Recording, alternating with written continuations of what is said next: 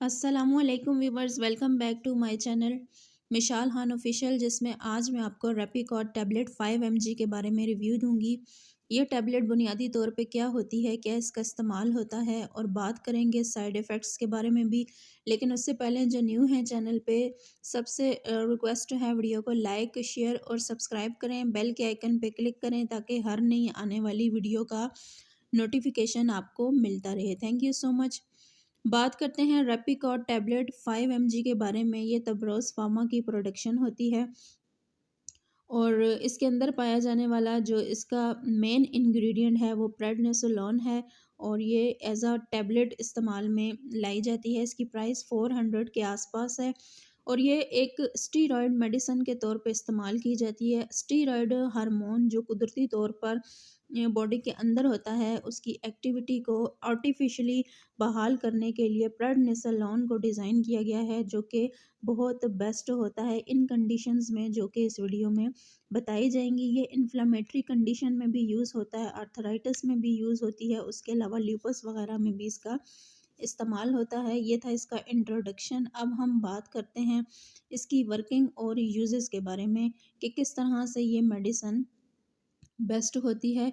इस मेडिसन को बहुत हद तक इन्फ्लेमेटरी कंडीशंस में के लिए इस्तेमाल किया जाता है, जिसमें आर्थराइटिस भी है, यानी कि आपकी हड्डियों का टेढ़ापन या हड्डियों के जो जोड़ हैं उनमें स्वेलिंग जब हो जाती है, या गठिया के जो मरीज़ हैं उनके लिए भी बहुत बेस्ट चीज़ है। उसके अलावा एलर्जिक की सिचुएशंस में ये इस्तेमाल होती है।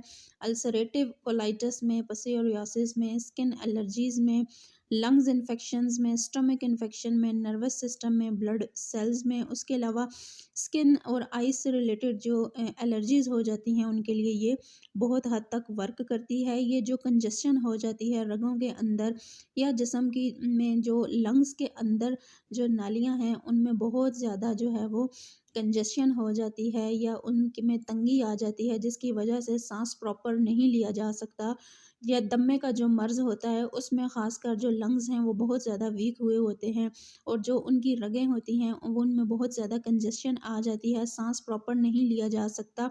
तो इस सिचुएशन में इस मेडिसिन को प्रेस्क्राइब किया जाता है, बहुत अच्छी इसकी वर्किंग होती है। अब हम बात करते हैं कि ऐसी कौन-कौन सी कंडीशंस में आप इसको ले सकते हैं। अगर आप आर्थराइटिस के मर्ज़ में हैं या आपको हड्डियों और हड्डियों के जोड़ों में पेन रहता है तो उस कंडीशन में आप इसको ले सकते हैं, या स्वेलिंग रहती है, स्वेलिंग को बहुत हद तक ये मेडिसिन कंट्रोल करती है। उसके अलावा ल्यूपस या इम्यूनिटी के जो इश्यूज़ होते हैं उनमें भी आप इसको ले सकते हैं। पिसोरियासिस में आप इसको खा सकते हैं। स्किन एलर्जीज़ से रिलेटेड जो कंडीशन होती हैं, एक्जिमा हो जाता है या आपकी स्किन के ऊपर स्वेलिंग आ जाती है, छाले बन जाते हैं, तो उस सिचुएशन में ये बहुत बेस्ट होती है। उसके अलावा अगर आपकी स्किन पे ऐसा इन्फेक्शन है या ऐसी एलर्जी है जो कि आपको दर्द भी कर रही होती है और उसमें स्वेलिंग भी होती है, तो उस कंडीशन में आप इसको ले सकते हैं।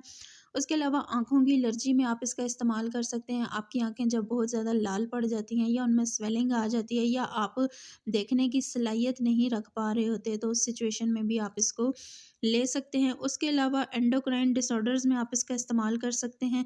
उसके अलावा जो सर्टेन सिम्पटम्स होते हैं मल्टीपल स्क्लेरोसिस के, उसमें भी आप इसका यूज़ कर सकते हैं। यानी ओवरऑल अगर इस मेडिसिन की मैं बात करूँ तो बॉडी के अंदर होने वाली जितनी भी स्वेलिंग है, जो एलर्जिक की कंडीशंस हैं, जो आपकी वेन्स के अंदर कंजस्शन आ जाती है या तंगी आ जाती है या आपकी वेन्स ब्लॉक हो रही होती हैं, ख़ासकर जो है वो इस मौसम में, तो सर्दियों के मौसम में जिसमें आपके लंग्स बहुत ज़्यादा डैमेज हो रहे होते हैं, साँस की नालियाँ आपकी बहुत ज़्यादा तंग हो रही होती हैं, तो ये सारी ऐसी सिचुएशंस हैं जिसमें आप इस मेडिसिन का इस्तेमाल कर सकते हैं। ये था इसका यूज़। अब हम बात करते हैं साइड इफ़ेक्ट्स के बारे में कि अगर आप ये मेडिसिन यूज़ करते हैं तो आपको क्या-क्या साइड इफ़ेक्ट्स हो सकते हैं।